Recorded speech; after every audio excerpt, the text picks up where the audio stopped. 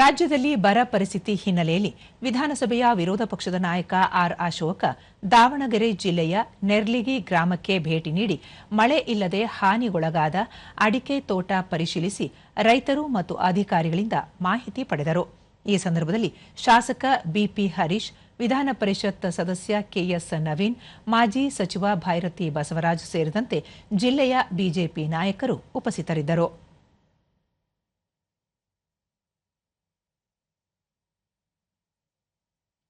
ಬಳಿಕ ಆರ್ ಅಶೋಕ ರಾಜ್ಯದ ವಿವಿಧ ಭಾಗಗಳಲ್ಲಿ ಬರ ಹಾಗೂ ಬೆಳೆ ನಷ್ಟದಿಂದ ರೈತರು ತೀವ್ರ ಸಂಕಷ್ಟಕ್ಕೆ ಒಳಗಾಗಿದ್ದರೂ ಸರ್ಕಾರ ನಿರೀಕ್ಷಿತ ನೆರವು ಮತ್ತು ತ್ವರಿತ ಕ್ರಮಗಳನ್ನು ಕೈಗೊಳ್ಳುತ್ತಿಲ್ಲ, ರೈತರ ಸಮಸ್ಯೆಗಳಿಗೆ ಪರಿಹಾರ ಕಂಡುಕೊಳ್ಳುವಲ್ಲಿ ರಾಜ್ಯ ಸರ್ಕಾರ ನಿರ್ಲಕ್ಷ್ಯ ವಹಿಸಿದೆ ಎಂದು ಹೇಳಿದ್ದಾರೆ. ಬೆಳೆ ಹಾನಿಯ ಕುರಿತು ಸಮಗ್ರ ಸಮೀಕ್ಷೆ ನಡೆಸಿ ನಷ್ಟ ಅನುಭವಿಸಿದ ರೈತರಿಗೆ ನ್ಯಾಯಯುತ ಪರಿಹಾರ ನೀಡಬೇಕು, ರೈತರ ಹಿತಾಸಕ್ತಿ ಕಾಪಾಡುವುದು ರಾಜ್ಯ ಸರ್ಕಾರದ ಕರ್ತವ್ಯವಾಗಿದ್ದು ಸಂಕಷ್ಟದಲ್ಲಿರುವ ರೈತರ ಜೊತೆ ಬಿಜೆಪಿ ನಿಲ್ಲಲಿದೆ ಎಂದು ತಿಳಿಸಿದ್ದಾರೆ.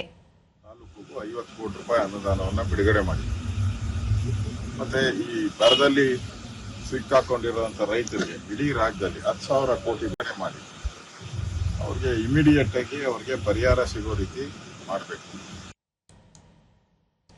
ಇದಕ್ಕೂ ಮುನ್ನ ಚಿತ್ರದುರ್ಗದಲ್ಲಿ ಸುದ್ದಿಗೋಷ್ಠಿಯಲ್ಲಿ ಆರ್ ಅಶೋಕ ರಾಜ್ಯದಲ್ಲಿ ಬರ ಹಿನ್ನೆಲೆಯಲ್ಲಿ ರೈತರ ಬೆಳೆಗಳು ಒಣಗಿ ಹೋಗಿದ್ದು ಅನ್ನದಾತನ ನೋವು ಸಂಕಷ್ಟ ಹೇಳತಿರದು, ರಾಜ್ಯದಲ್ಲಿ ರೈತರು ಬರ ಪರಿಸ್ಥಿತಿ ಮತ್ತು ಬೆಳೆ ನಷ್ಟದಿಂದ ಸಂಕಷ್ಟ ಎದುರಿಸುತ್ತಿದ್ದು ರಾಜ್ಯ ಸರ್ಕಾರದಿಂದ ಸ್ಪಂದನೆ ಸಿಗುತ್ತಿಲ್ಲ ಎಂದು ತಿಳಿಸಿದರು.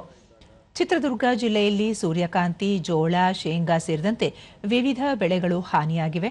ಜಿಲ್ಲೆಯಲ್ಲಿ 3 ಲಕ್ಷಕ್ಕೂ ಅಧಿಕ ಕೃಷಿ ಭೂಮಿ ಇದ್ದು 60,000 ಎಕರೆಯಲ್ಲಿ ಶೇಕಡ 19ರಷ್ಟು ಬಿತ್ತನೆಯಾಗಿದೆ.